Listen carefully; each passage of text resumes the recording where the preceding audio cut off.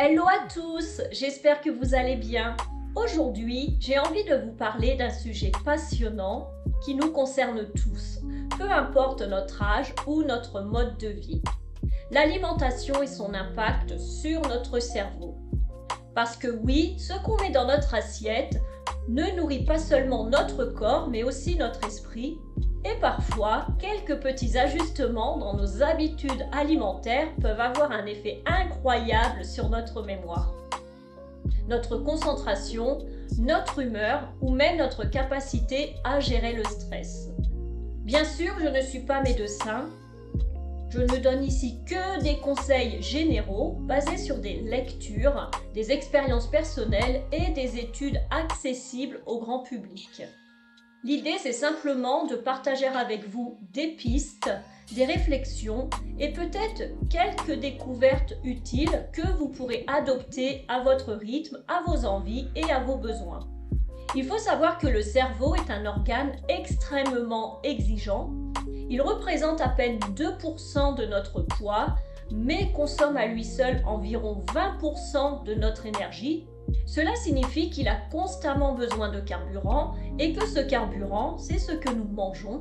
Ainsi, tout au long de la journée, ce que nous consommons peut influencer notre clarté mentale, notre capacité à rester alerte ou au contraire, notre tendance à nous sentir fatigués, distraits ou submergés.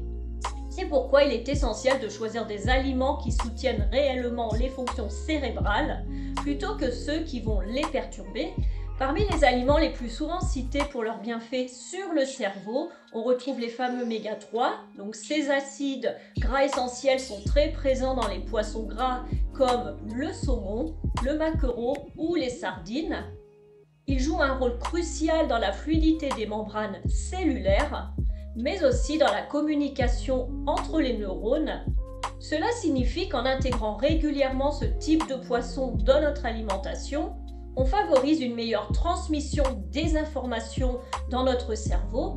Et si l'on ne consomme pas de poisson, il existe aussi des alternatives végétales, comme par exemple les graines de chia, les graines de lin moulu ou bien les noix, qui sont de bonnes sources d'oméga 3, même si leur forme est un peu différente.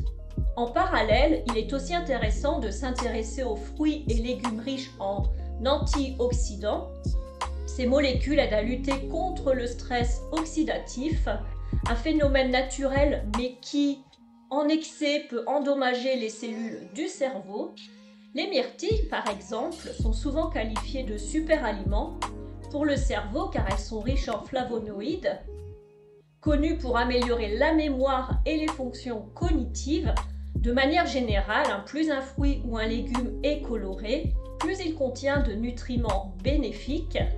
Les épinards, le brocoli, les betteraves ou encore les poivrons rouges sont aussi d'excellents alliés.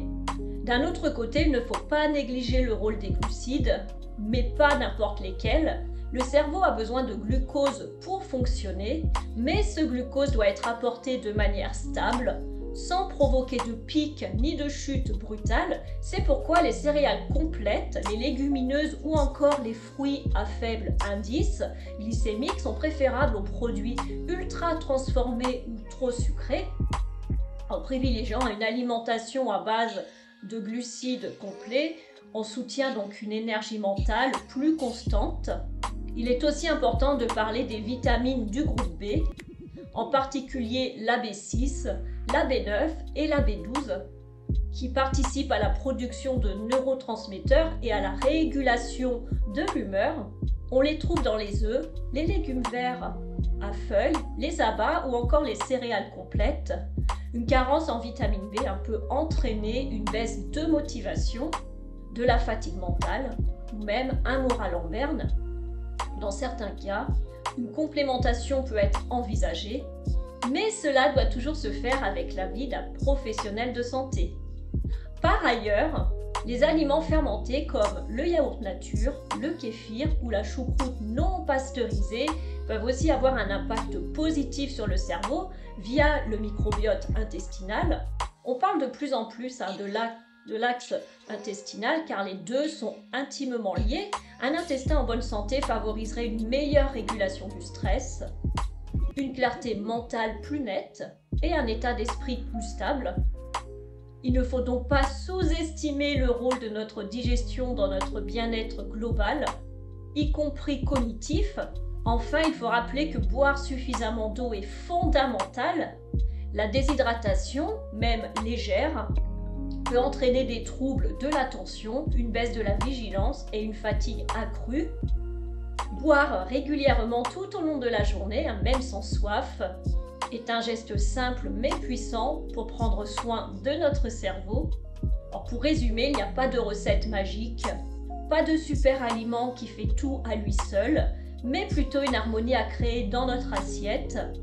Manger varié, coloré, naturel et équilibré, c'est déjà un grand pas vers plus de clarté, de concentration et de vitalité mentale.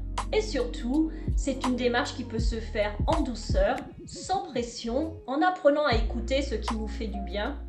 J'espère que ce partage vous aura apporté quelques pistes pour nourrir votre cerveau avec amour et conscience. Si cette vidéo vous a plu, pensez à laisser un petit like, à vous abonner si ce n'est pas encore fait, ou à la partager avec quelqu'un à qui ça pourrait faire du bien. Prenez soin de vous, de votre esprit, de votre énergie et à très bientôt pour un nouveau moment ensemble.